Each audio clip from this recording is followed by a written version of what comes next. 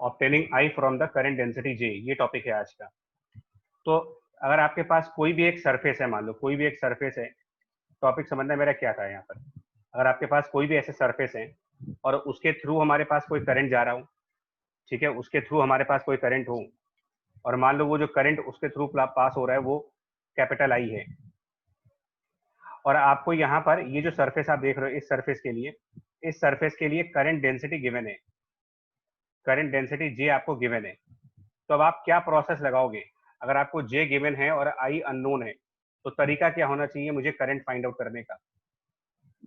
अगर मुझे current density पता है ना, और एरिया पता है इसका, इसकी डायमेंशंस यानी इसका एरिया पता है, करंट डेंसिटी पता है, तो करंट हम निकालने के लिए क्या करेंगे इसमें? तो ऑब्वियसली इसके लिए मुझे ये पता लगाना पड़ेगा कि ये जो करंट डेंसिटी है, क्या ये इस पूरे सरफेस पर यूनिफॉर्म है या फिर नॉन यूनिफॉर्मली डिस्ट्रीब्यूटेड है। तो अगर हम करंट डेंसिटी जे को यूनिफॉर्म कहते हैं, कि अगर ये तो यूनिफॉर्म है, मान लो यूनिफॉर्म ओवर सरफेस, इसके कई इंपॉर्टेंट सिग्निफिकेंस ध्यान दीजिएगा, बिकॉज मैग्नेटिज्म में भी यूज होगा ये।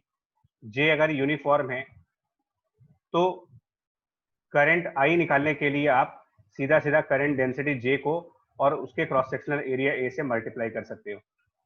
बट अगर जे जो है वो वेरिएबल क्वांटिटी है, जे जो है वेरिएबल है ओवर द सरफेस, तो तरीका क्या होना चाहिए? जे अगर वेरिएबल है ओवर सरफेस, तो इसका तरीका आप क्या लगाओगे? देखो, ठीक है, मेरा कहने का मतलब ये है कि मान लो आपके पास एक सरफेस हो, ठीक है, गिवन साइज है, उसका रेडियस वगैरह सब दिया है, लेकिन इसमें सेंटर से जैसे जैसे आप आर डिस्टेंस पे जा रहे हो, सेंटर से स्मॉल आर डिस्टेंस पे, तो यहाँ पर करंट डेंसिटी फंक्शन ऑफ अगर आर दे रखी है, कोई स्मॉल आर का फंक्शन है, तो अब इसमें करंट कैसे निकाला जाएगा? तो इसमें करंट निकालने के लिए क्या करेंगे, आप यहाँ पर एक डिफरेंशियल एरिया चूज करोगे, ठीक है ना, यहाँ पर आप एक डिफरेंशियल एरिया चूज करोगे डी आर पोर्सन का, आर डिस्टेंस पे डी आर पोर्सन का एक एरिया चूज करोगे, और उस डी आर पोर्सन के एरिया के लिए आप जिसका एरिया लिखोगे 2 pi small r D R, और फिर वो करंट डेंसिटी जिसका फंक्शन दिया जाएगा आर का, करंट डेंसिटी जे और इनटू उसका डिफरेंशियल एरिया, और इसको इंटीग्रेट कर दोगे आप 0 टू कैपिटल आर, तब जाकर के आपको टोटल करंट आई मिलेगा। ये तरीका है, यही प्रोसेस है करंट को निकालने का, ठीक है। फॉर एग्जाम्पल अगर देखो, फॉर एग्जाम्पल अगर मैं यहाँ पर एक एग्जाम्पल लूँ, तो आप एग्जाम्पल के फॉर्म में देखना कि अगर मान लो आपसे कहा जाए कि जो करंट डेंसिटी है, मतलब आपके पास कोई एक सरफेस है, मान लो ऐसा सर्किल फॉर्म में, ठीक है, ऐसे करके एक सर्कुलर फॉर्म में सरफेस है, और इसके लिए डायरेक्शन ऑफ करंट जो है वो डाउनवर्ड है, करंट इसमें डाउनवर्ड डायरेक्शन में है, मान लो ऐसे आई, वो सॉल्व करना है। और जैसे जैसे आप इससे स्मॉल आर डिस्टेंस पे जाते हो, तो स्मॉल आर डिस्टेंस पे करंट डेंसिटी का फंक्शन दिया गया, मान लो आपको करंट डेंसिटी का फंक्शन है कुछ जे नॉट, ठीक है, मैं फंक्शन स्पेसिफाई कर रहा हूँ, it is function is J naught and suppose 1 minus small R over capital R, ये इसका फंक्शन है। अब कैपिटल आर इसकी रेडियस है, ट्राई करो क्या करंट लिखोगे, टोटल करंट इसके थ्रू कितना जाएगा ये निकालना है आपको। मतलब ये करंट अगर सॉल्व करना हो और करंट डेंसिटी इस क्वेश्चन में गिवन है, तो इसके लिए क्या कर सकते हैं? देखो, यहाँ पर जैसे मैं भी कह रहा था आपसे, वो वही काम करना होगा। यहाँ पर एक डिफरेंशियल एरिया चूज करोगे आप, यहाँ पर एक डिफरेंशियल एरिया चूज करोगे इस तरीके से जिसकी विड्थ डी आर होगी, और ये कई बार क्लासेस में किया जा चुका है डी आर वाला पोर्शन, और रेडियस आर होगी। तो ये जो डिफरेंशियल एरिया हम डी आर पोर्शन का लेंगे, इसकी डी ए, इसका डी ए पुट करोगे 2 pi small r D r, ये डिफरेंशियल एरिया, और फिर यहाँ पर आप रखोगे J nought into 1 minus small r by r which is current density, और इसको पूरे को इंटीग्रेट करेंगे starting from the centre value 0 to the circumference capital R, और ये इंटीग्रेशन से आपको मिल जाएगा कैपिटल आई की वैल्यू। ये तो है मेरा कंसेप्ट, ठीक है, ये कंसेप्ट है वेरिएबल डेंसिटी का। अब जो क्वेश्चन की बात आप कर रहे हो कनेक्ट, वो देखो, जिस क्वेश्चन की आप बात कर रहे हो वो नेक्स्ट दिखा रहे हैं, नेक्स्ट पेज पे। वो क्वेश्चन ये है, मतलब जिस क्वेश्चन की आप बात कर रहे हो, जो कल डिस्कस किया था हम लोगों ने, वो क्वेश्चन ये था। फिर उस क्वेश्चन में ये था कि यहाँ पर एक सर्कुलर वायर था, इस टाइप से सर्कुलर वायर था, एक सिलेंडर बनाया था हम लोगों ने, और उसमें ये कहा था कि करंट डेंसिटी जो है वो वेरिएबल नहीं था। उसके अंदर ये कहा गया था कि इसकी जो ये एक्सिस होगी, आप इससे जब स्मॉल आर डिस्टेंस पे जा रहे हो तो rho as a function of r है, ये कहा गया था। इसकी रेजिस्टिविटी फंक्शन ऑफ आर थी। तो इसके लिए हम ये कह रहे हैं कि अगर कोई करंट आई जाएगा, मान लो, ठीक है, कोई करंट यहाँ से आई आया, रेजिस्टिविटी फंक्शन है, तो मेरा पॉइंट वहां पर ये था कि अगर हम यहाँ पर एक स्मॉल आर रेडियस का सिलिंड्रिकल लेयर लें, स्मॉल आर रेडियस पे जाएं और एक सिलिंड्रिकल सरफेस बनाएं ऐसे, फिर उसके आगे एक डीआर पोर्शन लें और इस तरीके से एक सिलिंड्रिकल लेयर बनाओ आप, सिलिंड्रिकल लेयर। तो ये जो सिलिंड्रिकल लेयर वाला पोर्शन है, ये वाला है, जो डीआर पोर्शन का सिलिंड्रिकल लेयर बनाओगे आप, इस सिलिंड्रिकल लेयर से कितना करंट है ये निकालो आप। और इसको मैं अगर अलग से देखूं तो ये क्या बनेगा, देखो, अगर आप इसको सेपरेटली देखोगे तो सेपरेटली ये कुछ ऐसा दिखेगा आपको। स्मॉल आर रेडियस यहाँ पर, और उसके चारों तरफ का आप एक डीआर का लेयर बना रहे हो, उसके चारों तरफ डीआर की लेयर है, और उस डीआर लेयर के अंदर से जो करंट जा रहा है, सुनिएगा मेरा प्रोसेस क्या है, इस करंट को, जो करंट डीआर पोर्शन के अंदर से जाएगा, उसको मैं डी आई कह रहा हूं। तो ये जो डी आई करंट है वो इतने एरिया पर है, इस वाले एरिया पर डी आई करंट इसके थ्रू जा रहा है, ठीक है, इसके थ्रू। तो जो डी आई करंट इसके थ्रू जा रहा है, इस डी आई को डिवाइड करा था मैंने इसके एरिया से, यानी कि 2 pi small r D R से, ये हो गया करंट डेंसिटी। इसको फिर हम लोगों ने कहा था सिग्मा, यानी कि 1 अपॉन रेजिस्टिविटी। तो 1 अपॉन रेजिस्टिविटी का मतलब फंक्शन ऑफ आर। और फिर यहाँ पर हम लोगों ने इलेक्ट्रिक फील्ड कहा था। अब इलेक्ट्रिक फील्ड हमने कैसे निकाला था वो बता दूं आपको।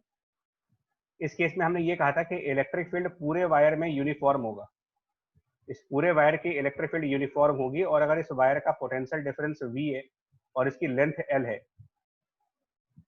तो हम लोगों ने इलेक्ट्रिक फील्ड को V अपॉन L कहा था, ठीक है। और वो भी मैं आपको बता दूं ऐसा क्यों कहा था मैंने, ऐसा क्यों कहा था वो भी आप यहीं से देख सकते हो। देखो, अगर आप इसी के बाहर एक और लेयर लो, इस सिलेंडर के बाहर एक और लेयर ले लो,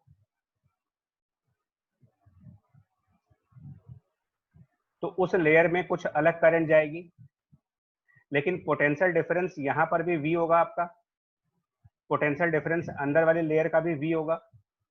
तो जब सब सेम पोटेंशियल डिफरेंस पर होंगे तो इलेक्ट्रिक फील्ड की वैल्यू ऑटोमेटिकली सबके लिए एक जैसी आनी चाहिए। हाँ, वो तो ठीक है, बट मैं यहाँ पर फिर समझा दे रहा हूँ कि इलेक्ट्रिक फील्ड सबका एक ही होगा। तो आप वही इलेक्ट्रिक फील्ड यहाँ पर पुट कर दो, इस इलेक्ट्रिक फील्ड की जगह पर पुट कर दो V अपॉन L, ठीक है। और उसके बाद ये जो डी आर है इसको ट्रांसफर कर दो इस तरफ, तो आपका क्या बन जाएगा, D R divided by function of R, right hand side पर, ये इधर की तरफ डी आर अपॉन आर। और इलेक्ट्रिक फील्ड कांस्टेंट है, इसका ध्यान रखिएगा, ये आर भी चला जाएगा वहां पर, R D R upon function of R चला जाएगा, और 1 अपॉन 2 पाई इलेक्ट्रिक फील्ड की जगह पर V अपॉन L हो जाएगा, और यहाँ पर डी आई होगा। तो जब डी आई इंटीग्रेट होगा तो ये टोटल करंट में कन्वर्ट हो जाएगा। और ये स्मॉल आर हम लोगों ने जीरो से लेकर के और टिल इसकी रेडियस पुट किया था, जिसमें इसकी रेडियस को हम लोगों ने स्मॉल ए माना था, तो हम लोगों ने इसको जीरो से ए रखा था, और डी आई को इंटीग्रेट करके आप इसको जीरो से इसका टोटल करंट आई निकालते हो, तो यहाँ से आपको कैपिटल आई मिलेगा, टोटल करंट। और जब कैपिटल आई की वैल्यू मिल जाएगी तो आपको V अपॉन कैपिटल आई करके रेजिस्टेंस निकालना होगा इसका। ये था प्रोसेस, ठीक है। अब देख लो आपको समझ आ गया, या फिर इसके आगे भी कुछ करेंगे, इसके आगे इंटीग्रेट नहीं करूंगा, इंटीग्रेशन का पार्ट आपको करना है, ठीक है। किस तरीके से मैंने किया था, मेरा ये कंसेप्ट था पूरा जो लास्ट क्लास में डिस्कस हुआ है, ठीक है। ये पॉइंट समझ में आ गया आपको, ठीक है। अब डाउट देख लेना भाई, डाउट बाद में नहीं, अभी जो डाउट है बता दो।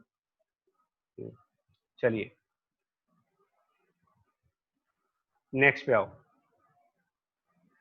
नेक्स्ट पॉइंट हमारा ये है टेम्परेचर और रेजिस्टेंस का रिलेशन।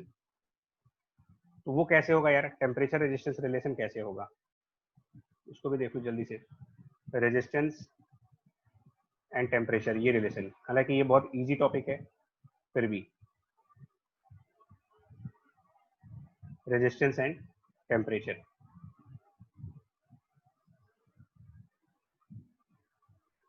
ठीक है, ये कैसे होगा देखिए।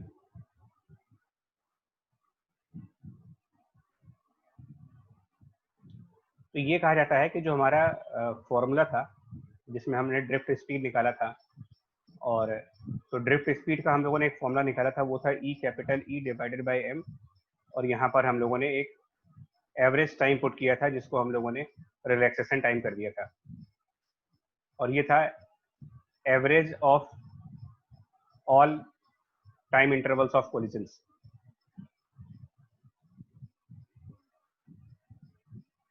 तो इसमें ये कहा गया था कि जब ये average of all time intervals of collision है, तो जैसे जैसे आप टेम्परेचर बढ़ाते हो, रीजनिंग ये दी जाती है कि जब आप टेम्परेचर को इंक्रीज करते हो तो थर्मल इफेक्ट है, थर्मल एनर्जी बढ़ती है, यानी कि जो काइनेटिक एनर्जी है इलेक्ट्रॉन्स की वो इंक्रीज कर जाती है, और काइनेटिक एनर्जी जब इंक्रीज कर जाएगी यानी कि उनकी स्पीड ऑलमोस्ट बढ़ जाएगी। तो यहाँ पर ये सब कांस्टेंट पैरामीटर्स हैं, ठीक है, कांस्टेंट पैरामीटर्स हैं, यानी स्पीड बढ़ जाएगी उसकी, और इस तो ये कहा जाता है कि जब स्पीड बढ़ जाएगी और वो ज़्यादा एनर्जी वाले हो जाएंगे,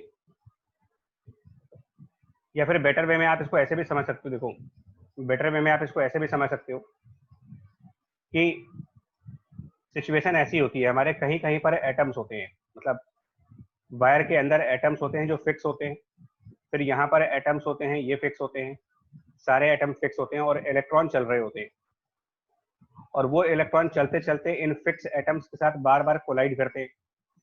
तो इससे कोलाइड करके मान लो वो इधर की तरफ चला गया, यहाँ पर कोई एक और एटम है, उससे कोलाइड करके वो इधर आ गया, इस तरीके से अलग अलग एटम से कोलाइड करके वो चला करते हैं। तो ये कहा जाता है कि जब काइनेटिक एनर्जी बढ़ जाएगी तो काइनेटिक एनर्जी इलेक्ट्रॉन्स की भी बढ़ जाएगी, काइनेटिक एनर्जी एटम्स की भी बढ़ जाएगी, और ये एटम्स जो होते हैं ये वाइब्रेशंस के मोड में चले जाते हैं। जैसे थर्मोडायनेमिक्स में आप कहते हो कि ज़्यादा टेम्परेचर होने पर मॉलिक्यूल और एटम्स की वाइब्रेशनल डिग्री ऑफ फ्रीडम आ जाती है, तो ये वाइब्रेशंस के मोड में आएंगे, ठीक है, और जब ये वाइब्रेशंस करना स्टार्ट कर देंगे तो इलेक्ट्रॉन का इसके साथ कोलिजन, इलेक्ट्रॉन का एटम के साथ कोलिजन जल्दी जल्दी होने लगेगा, यानी कि ये जो टी एवरेज है ये रिड्यूस कर जाएगा। ये एक रीजन देते हो आप, टी एवरेज रिड्यूस हो जाएगा बिकॉज एटॉमिक वाइब्रेशंस इंक्रीज होंगी। यहाँ पर रीजन पे ध्यान देना है, ये बोर्ड के भी पूछा जाता है।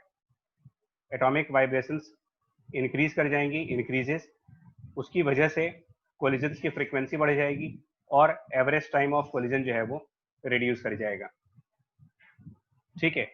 अब एवरेज टाइम ऑफ कोलिजन जब रिड्यूस कर जाएगा तो यहीं पर हमारा एक फॉर्मूला भी था, ठीक है, जब हम लोगों ने करंट डेंसिटी का फॉर्मूला लिया था तो वहीं पर फॉर्मूला हमारा रेजिस्टिविटी के साथ भी था और कंडक्टिविटी के साथ भी था। कंडक्टिविटी का फॉर्मूला ये था एन ई स्क्वायर टाउ और divided by mass of electron. तो जब टाइम रिड्यूस करेगा यानी ये फैक्टर जब रिड्यूस हो जाएगा तो ऑटोमेटिकली हमारी कंडक्टिविटी भी रिड्यूस कर जाएगी, और जब कंडक्टिविटी रिड्यूस कर जाएगी तो उसका रेसिप्रोकल यानी रेजिस्टिविटी वो इंक्रीज कर जाएगी। ये तो हो गया क्वालिटेटिव बेसिस पे। क्वालिटेटिवली आप समझा सकते हो कि रेजिस्टिविटी क्यों इंक्रीज कर जाती है, तो उसका एक लाइन में आंसर आप दे सकते हो, क्योंकि रिलैक्सेशन टाइम रिड्यूस कर जाता है एटम्स की वाइब्रेशंस बढ़ जाने की वजह से। अब इसको मैथमेटिकली कन्वर्ट करें तो रेजिस्टिविटी बढ़ती है, मतलब जैसे जैसे टेम्परेचर बढ़ेगा वैसे वैसे रेजिस्टेंस बढ़ेगा, रेजिस्टिविटी बढ़ेगी तो रेजिस्टेंस भी बढ़ेगा, क्योंकि रेजिस्टेंस के अंदर रो एल अपॉन ए है। लेकिन यहाँ पर एक चीज ध्यान देना, अगर आप आइडियल तरीके से पूछोगे ना तो आइडियल तरीके से टेम्परेचर बढ़ने का 3 इफेक्ट होगा। टेम्परेचर बढ़ने पर रेजिस्टिविटी बढ़ेगी, टेम्परेचर बढ़ने पर लेंथ बढ़ेगी, और टेम्परेचर बढ़ने पर एरिया भी बढ़ेगा। तो लेंथ और एरिया का जो एक्सपेंशन है ये तो आप थर्मल एक्सपेंशन में कंसिडर करोगे, ऑब्जेक्ट्स थर्मली एक्सपेंड होंगे, और इनका अलग रीजन है, ये नेचुरल फिनोमिना है। रेजिस्टिविटी बढ़ेगी, इसका अलग अलग रीजन है, ये आपका रेजिस्टिविटी इंक्रीज कर रहा है। तो इसको ज्यादातर न्यूमेरिकल्स में नेग्लेक्ट किया जाता है, ठीक है। ये मैक्सिमम न्यूमेरिकल्स में हम थर्मल एक्सपेंशन को नेग्लेक्ट कर देते हैं, और जब थर्मल एक्सपेंशन को नेग्लेक्ट कर दोगे आप तो जितने रेशियो से रेजिस्टिविटी बढ़ेगी उसी रेशियो से रेजिस्टेंस बढ़ेगा। बट इसको जनरलाइज नहीं कर सकते। मैं फिर बोल रहा हूँ, मोस्ट ऑफ द न्यूमेरिकल्स में तो नेग्लेक्ट करोगे, बट कभी कभी numericals JEE point of view से पूछे भी जाते हैं, जहां पर थर्मल एक्सपेंशन को भी कंसिडर करना होता है, प्लस रेजिस्टिविटी का जो चेंज है वो भी कंसिडर करना होता है।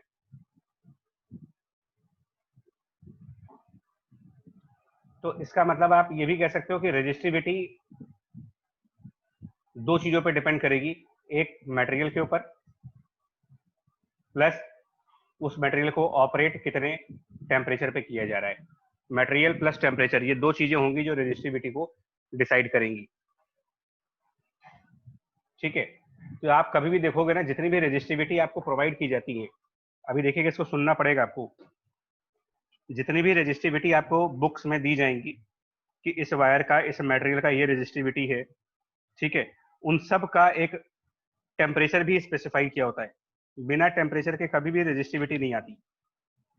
आप कोई भी डेटा चेक करोगे तो रेजिस्टिविटी हमेशा एक ना एक टेम्परेचर पे दी जाएगी, और उससे अलग टेम्परेचर पे अगर आपको रेजिस्टिविटी निकालनी है, देखिएगा मैं एग्जांपल दे रहा हूं यहाँ पर, जैसे मैं कुछ एग्जांपल्स आपके सामने रख रहा हूं, जैसे कि कॉपर। तो कॉपर की रेजिस्टिविटी गिवन है कि रेजिस्टिविटी जो कॉपर की है वो स्पेसिफाइड है 16 इंटू 10⁻⁻⁹ ओम मीटर। अब आप चेक करो इसको, ये दे रखी है, बट ये कभी भी आप जाओगे तो ये दिया जाता है नॉर्मली एट 20 डिग्री सेल्सियस। ये एक स्टैंडर्ड टेम्परेचर माना गया है। तो जो भी आपको रेजिस्टिविटी दी जाती है वो हमेशा एक स्टैंडर्ड वैल्यू 20 डिग्री सेल्सियस पे दी जाएंगी। किसी का भी देखोगे आप, किसी भी मटेरियल का इसी हिसाब से होता है।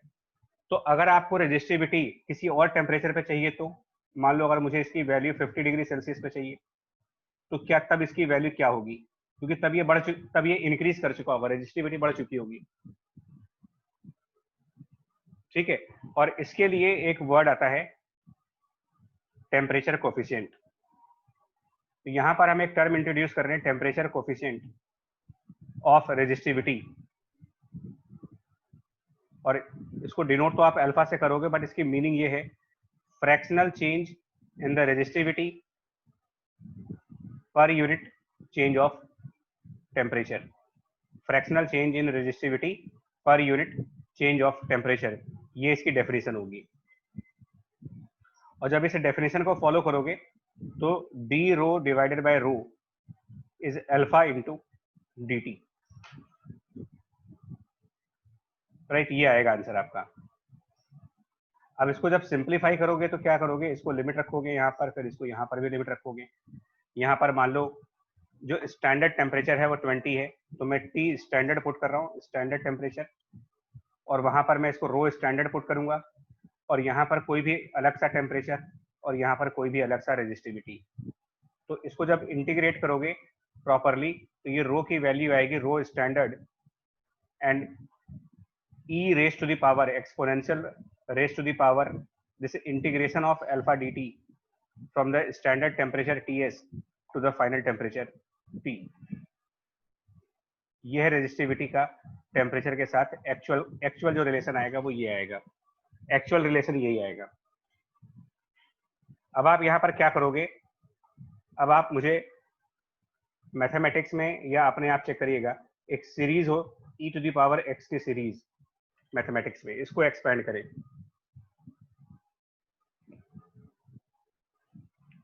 ठीक है, तो ये आप अपने लेवल पे देखेंगे कि सीरीज क्या होती है e to the power x की।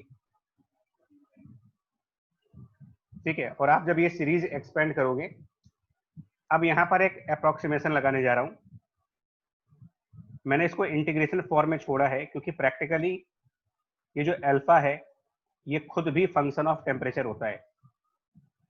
Alpha itself function of T होता है प्रैक्टिकल केसेस में, but numerical point of view से अगर आप ये मान लो कि अल्फा इंडिपेंडेंट है टेम्परेचर के, ये मान लें, अगर आप ऐसा एक एजम्पशन मान लो कि अल्फा की वैल्यू इंडिपेंडेंट ऑफ टेम्परेचर है, तब आप कह सकते हो कि रो की value rho standard and e to the power alpha constant हो गया, dt इंटीग्रेट करोगे तो जाकर के आपका आंसर आ जाएगा टी माइनस टी स्टैंडर्ड। और यहाँ पर मैं सीरीज लगाने की बात कर रहा हूँ, तो जब यहाँ पर सीरीज लगाओगे तो ई टू द पावर एक्स की सीरीज जब लगाओगे आप, तो उसके हिसाब से ये टर्म आएगा कुछ आपका 1 plus E to the power X, I think मेरे ख्याल से कुछ ऐसा सीरीज होता है, 1 प्लस एक्स करके आता है और उसके आगे एक्स स्क्वायर वगैरह के टर्म आते हैं।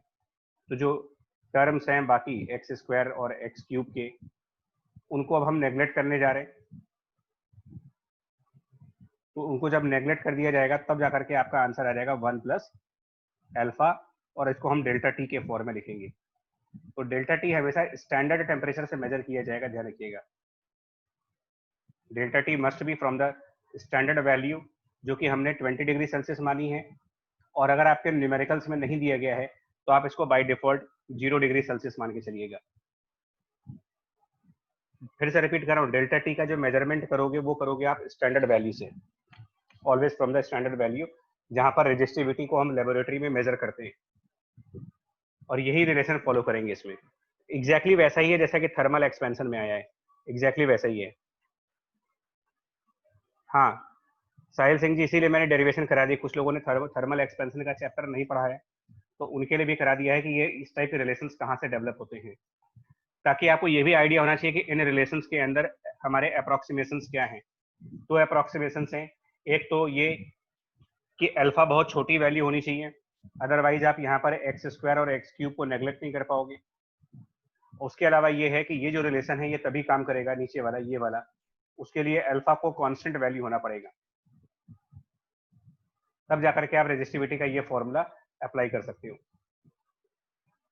ठीक है, अगला देखिए। इसके बाद रेजिस्टिविटी को जब अप्लाई कर लेंगे तो ऑब्वियस सी बात है रेजिस्टेंस भी इसी तरीके से लिखोगे कि रेजिस्टेंस किसी टी डिग्री सेल्सियस पर निकालना होगा, तो resistance at standard value and 1 plus alpha delta T. But ये रिजल्ट कब लिख रहे हो? Neglecting thermal expansion, neglect any expansion in the length and area,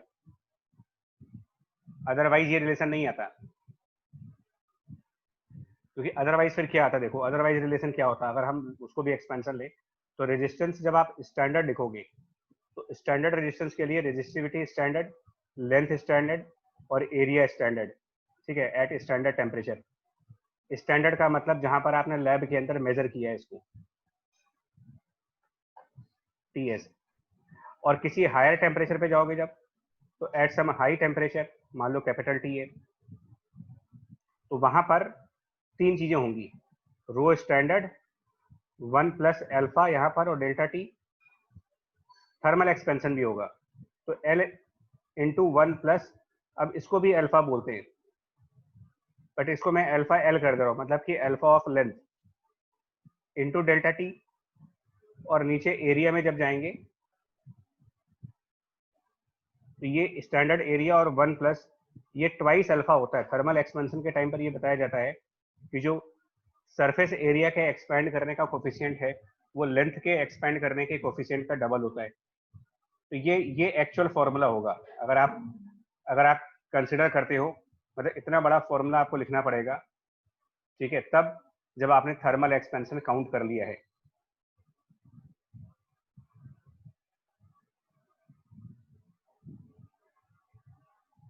ठीक है, कंसिडरिंग थर्मल एक्सपेंशन, नेग्लेक्ट करने पर ऊपर वाला फॉर्मूला है।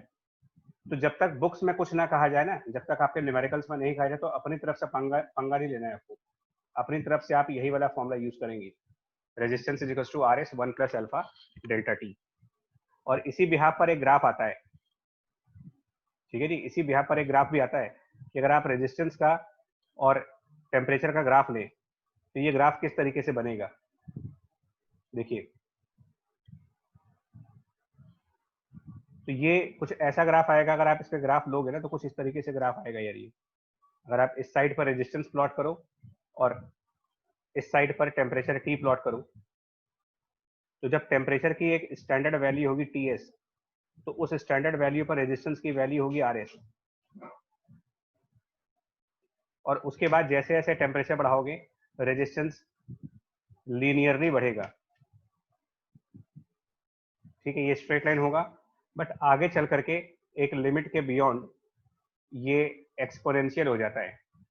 After a limit it becomes exponential, और वो एक्सपोनेंशियल इसीलिए होगा क्योंकि एक्चुअल में यहाँ पर जो टर्म था वो e raise to the power था, प्रीवियस डेरिवेशन में यहाँ एक्सपोनेंशियल टर्म था। ठीक है, हम लोगों ने ये माना था कि जब तक अल्फा डेल्टा टी छोटा होगा, यानी कि टेम्परेचर की जो एक्सपेंशन है, टेम्परेचर बहुत ज्यादा इंक्रीज ना करे, तब तक तो ये लीनियर फंक्शन आएगा। बट बहुत ज्यादा टेम्परेचर वेरी करने पर ये लीनियर की बजाय एक्सपोनेंशियल फैक्टर होगा। तो स्मॉल टेम्परेचर्स के लिए लीनियर, लार्ज टेम्परेचर्स के लिए यही फंक्शन एक्सपोनेंशियल। और तो इसका मतलब जब टेम्परेचर कम करेंगे स्टैंडर्ड वैल्यू से, तो स्टैंडर्ड वैल्यू से टेम्परेचर कम करोगे अगर, तो बट ऑब्वियस है कि रेजिस्टेंस कम होता जाएगा। बट ये स्टैंडर्ड वैल्यू आपको न्यूमेरिकल्स में दी जाएगी। ठीक है, चलिए इसके बाद नेक्स्ट पॉइंट पे आओ। इसके क्वेश्चंस आते हैं इसलिए मैं बता रहा हूँ आपको, छोटे टॉपिक का भी हो बड़े टॉपिक सबका ध्यान रखना है। चलिए नेक्स्ट पे आइए। नेक्स्ट पॉइंट पर आपका ये है अल्फा की value for series and parallel combination.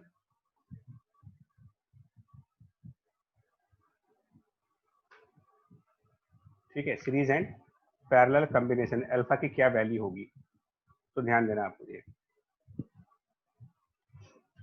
यहाँ पर क्वेश्चन ये है कि आपके पास दो वायर सीरीज में लगाए हैं, 2 wires in the series combination. ठीक है, और मान लीजिए वो दोनों वायर अलग अलग मटेरियल्स के हैं, ये कॉपर का मटेरियल है और ये सपोज एल्यूमिनियम का मटेरियल है। इसका स्टैंडर्ड रेजिस्टेंस R1 है और इसका स्टैंडर्ड रेजिस्टेंस R2। इसका कोफिशिएंट ऑफ रेजिस्टेंस अल्फा 1 है और इसकी कोफिशिएंट ऑफ रेजिस्टेंस अल्फा 2 है। ये दो अलग अलग वायर सीरीज में लगाए गए हैं, इनके स्टैंडर्ड रेजिस्टेंसेस R1 R2 है, और कोफिशिएंट ऑफ टेम्परेचर कोफिशिएंट्स जो हैं इनके वो अल्फा 1 और अल्फा 2 हैं। तो अब आपसे क्वेश्चन पूछा जा रहा है कि ये जो पूरा कॉम्बिनेशन आपके सामने है, इस पूरे कॉम्बिनेशन का अल्फा कैसे निकालेंगे। इस पूरे कॉम्बिनेशन का, ये जो आप सीरीज कॉम्बिनेशन देख रहे हो, इस पूरे कॉम्बिनेशन के लिए अल्फा की क्या वैल्यू होगी, कैसे निकालेंगे। और फिर हमें सेकंड पार्ट में करना क्या है, सेकंड पार्ट में इन्हीं को पैरेलल में ऐड करना है। सेकंड पार्ट में ये जो कॉपर वायर है और इसी के पैरेलल में हमको ऐड करना है एल्यूमिनियम वायर या कोई भी और मटेरियल का wire. Standard resistance R1, standard resistance R2, temperature coefficient alpha 2 और टेम्परेचर कोफिशिएंट अल्फा 1। तो अब इस केस में आपको बताना है कि पूरे सिस्टम का अल्फा इक्विवेलेंट क्या होगा। तो देखो हम ये कैसे लाएंगे, हम यहाँ पर अल्फा की डेफिनेशन लगाएंगे। अल्फा की डेफिनेशन ये थी, fractional change in the resistance per unit change in temperature. हालांकि ये रेजिस्टिविटी था, पर थर्मल एक्सपेंशन अगर आप नेग्लेक्ट करते हो तो रेजिस्टिविटी की जगह पर रेजिस्टेंस भी यूज किया जा सकता है। इन प्लेस ऑफ रेजिस्टिविटी आप रेजिस्टेंस यूज कर दोगे, कोई दिक्कत नहीं होगी। तो हम यही डेफिनेशन लगाएंगे। तो ये डेफिनेशन कैसे काम करेगा, देखो अगर इस डेफिनेशन को फॉलो करें तो आप देखिएगा आर इक्विवेलेंट की वैल्यू क्या लिखोगे आप सीरीज कॉम्बिनेशन में, R equivalent will be R1 plus R2। हम कोई बड़ी कैलकुलेशन नहीं करने जा रहे, हम सिर्फ डेफिनेशन फॉलो करेंगे और डेफिनेशन से मेरा आंसर आ जाएगा। निखिल बच्चा रुको बता रहे हैं। तो R equivalent equals to R1 plus R2 हुआ। अब आप इसका डेरिवेटिव लो, तो डी आर इक्विवेलेंट जो होगा वो DR1 प्लस DR2, और DR की वैल्यू यहां से लाओ, यहां से DR की वैल्यू ला सकते हो। तो DR इक्विवेलेंट हो सकता है R equivalent into alpha equivalent into DT। DR1 की जगह लिखोगे R1 अल्फा 1 इंटू DT, और DR2 की जगह लिखोगे R2 अल्फा 2 इंटू DT। ये सारे DT कैंसिल कर दूं तो अल्फा इक्विवेलेंट यहां से मिल जाएगा आपको R1 alpha 1 plus R2 alpha 2 divided by, ये R इक्विवेलेंट नीचे चला जाएगा, तो R इक्विवेलेंट नीचे जाने का मतलब हो गया R1 प्लस R2। और इसको आप मोर देन 2 रेजिस्टेंस के लिए भी एक फॉर्मूले में कन्वर्ट कर सकते हो। मोर देन 2 रेजिस्टेंस के लिए भी अल्फा इक्विवेलेंट इससे निकालेंगे। अब पैरेलल वाले के लिए देखो, पैरेलल वाले में सेम प्रोसेस लगाते हैं, कैसे करेंगे। तो पैरेलल वाले में तो रिजल्ट अलग है ना, पैरेलल वाले में तो आपका 1/r equivalent equals to 1/r1 plus 1/R2। इसको डिफरेंशिएट जब करोगे तो -1/R equivalent square into DR equivalent is -1/R1 square DR1, और यहाँ पर -1/R2 स्क्वायर DR2। अब आप DR की वैल्यू यहाँ से लाना है, DR की वैल्यू इस अल्फा की डेफिनेशन से लाओ, जो अल्फा की डेफिनेशन है यहाँ से DR की वैल्यू उठा लो। तो जब आप यहाँ से DR की वैल्यू उठाओगे अल्फा से, ठीक है ना, तो ये आपका जो टर्म आएगा, इनफैक्ट अगर आप चाहो तो DR/R उठा सकते हो पूरा, DR/R की जगह अल्फा DT कर सकते हो। तो ये DR और एक R इसमें से ले लें अगर, तो DR/R, DR/R, उसकी जगह लिख सकते हैं अल्फा इक्विवेलेंट और एक R नीचे रह जाएगा, उधर की तरफ हो जाएगा R1, सॉरी R1 नहीं आएगा वहां पर, एक मिनट, R1 नहीं आएगा वहां पर, α1/R1 आ जाएगा और प्लस α2/R2। चेक करना है इसको, ये आपका पैरेलल के लिए हो गया, ये फॉर्मूला पैरेलल के लिए हो गया कि पैरेलल में और सीरीज में अल्फा इक्विवेलेंट कैसे लाओगे। ठीक है, सीधा सीधा डिफरेंशिएशन की अप्रोच और प्लस जो उसकी डेफिनेशन है उसकी अप्रोच, ये दो अप्रोच लगा करके मेरा आंसर आ जाएगा। ठीक है,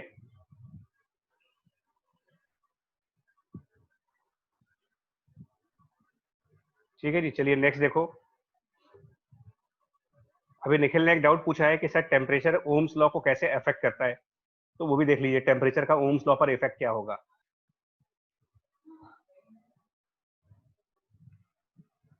देखिए नॉर्मली आप ओम्स लॉ क्या कहता है, नॉर्मली ओम्स लॉ ये कहता है कि अगर हमारे पास कोई रेजिस्टेंस आर है, मान लो ओम्स लॉ के स्टेटमेंट कि अगर कोई रेजिस्टेंस आर है, इसके अंदर कोई करंट आई जा रहा है और यहाँ पर एक पोटेंशियल डिफरेंस वी है, तो ओम्स लॉ ये कहा जाता है उसमें, अगर हम वोल्टेज के हिसाब से बात करें तो V = R/I। बट हम क्या कह रहे हैं कि जब आप टेम्परेचर बढ़ाओगे, टेम्परेचर, तो टेम्परेचर बढ़ने पर रेजिस्टेंस की वैल्यू बढ़ेगी, कांस्टेंट नहीं होगी। तो नॉर्मल केसेस में क्या होता है, नॉर्मल केसेस में देखिए, इन नॉर्मल केसेस अगर आप I और V के बीच में ग्राफ लो तो कैसा ग्राफ आएगा। सपोज अगर मैं I को यहाँ पे प्लॉट करूँ और V को यहाँ पे रखूँ, तो कैसा ग्राफ आना चाहिए नॉर्मल केसेस में। अगर हम I और V के बीच में ग्राफ लें तो नॉर्मल केसेस का ये ग्राफ कैसा होना चाहिए, स्ट्रेट लाइन, ये बिल्कुल स्ट्रेट लाइन ग्राफ आएगा। और इस स्ट्रेट लाइन ग्राफ की जो स्लोप आनी चाहिए, ठीक है, इसकी स्लोप ध्यान रखना, आपने I को Y एक्सिस पर रखा हुआ है और वोल्टेज आप X एक्सिस पर प्लॉट कर रहे हो, तो इस हिसाब से जो इसकी स्लोप बनेगी वो बनेगी 1/रेजिस्टेंस, और 1/रेजिस्टेंस कैपिटल G भी बोलते हैं, जिसको हम कंडक्टेंस नाम देते हैं, कंडक्टेंस 1/G। ठीक है, ये बनी, ये tan थीटा की बात हो रही है, tan थीटा जिसका स्लोप हुआ, बट ये नॉर्मल केसेस में होगा। तो ये ग्राफ तब बनता है जब आप effect of temperature on capital R ignore करते हो, तब ये होगा, अगर ये फैक्ट इग्नोर करें।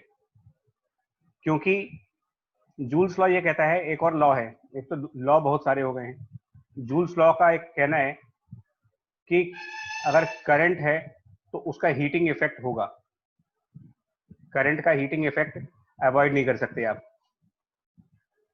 तो इसके हिसाब से ग्राफ क्या आएगा, देखो इसके हिसाब से चलें अगर, तो फिर से एक बार ग्राफ बनाएंगे यार, जल्दी से देखना। अब ग्राफ कैसे बनेगा, देखिए, तो ये अगर हमारे कोऑर्डिनेट, मतलब ये एक्सेस हो गई मान लिया, और अब आप अगर यहाँ पर I प्लॉट करते हो और यहाँ पर V प्लॉट करते हो, तो जब करंट जाएगा तो जूल्स लॉ का ये कहना है कि करंट की वजह से यहाँ पर हीट प्रोड्यूस होगी, हीट प्रोड्यूस होगी तो टेम्परेचर की वजह से R बढ़ जाएगा। ठीक है, कुछ लोग के आंसर आए, पहले आंसर चेक कर लूं मेरे क्या आ रहे हैं।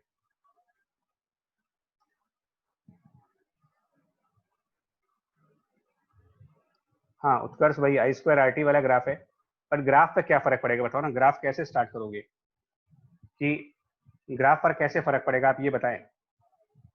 कि मान लो बिगिनिंग में ये कोई स्टैंडर्ड रेजिस्टेंस था, तो बिगिनिंग में जब स्टैंडर्ड रेजिस्टेंस रहा होगा तो कुछ स्टैंडर्ड करंट आई होगी, ठीक है ना। हम मान के चल रहे हैं कि हमारा V और I नॉन जीरो वैल्यू थी, मान लो यहाँ से स्टार्ट हुए, ठीक है, यहाँ से स्टार्ट हुए, और इस पॉइंट पर हमारा स्टैंडर्ड रेजिस्टेंस RS था। तो जैसे जैसे आपका वोल्टेज बढ़ेगा, करंट बढ़ेगी, करंट बढ़ेगी तो हीटिंग इफेक्ट होगा, हीटिंग इफेक्ट होने की वजह से रेजिस्टेंस भी तो बढ़ जाएगी फिर। तो आप I को क्या कहोगे, जल्दी से बताइएगा। I इक्वल टू V/R है, तो आप V बढ़ा रहे हो तो साथ में R भी बढ़ रहा है। यानी एक्चुअल केसेस में ये ग्राफ कभी भी स्ट्रेट लाइन नहीं मिलता, और अगर हम नोटिस करेंगे तो ये ग्राफ कुछ कुछ ऐसे होता है, कर्व टाइप का ग्राफ होता है ये रियल में, अगर हम इफेक्ट ऑफ टेम्परेचर काउंट करें तो। ठीक है, चलिए मैं अब इसको नेक्स्ट सेशन में फिर से लूंगा कि ये ग्राफ एक्चुअल में कैसा होगा, इसको सही करेंगे फिर से। रिस्टार्ट करने दीजिए, रिस्टार्ट करने के बाद आप आना, तो फिर से स्टार्ट कर रहे हैं इसको भी।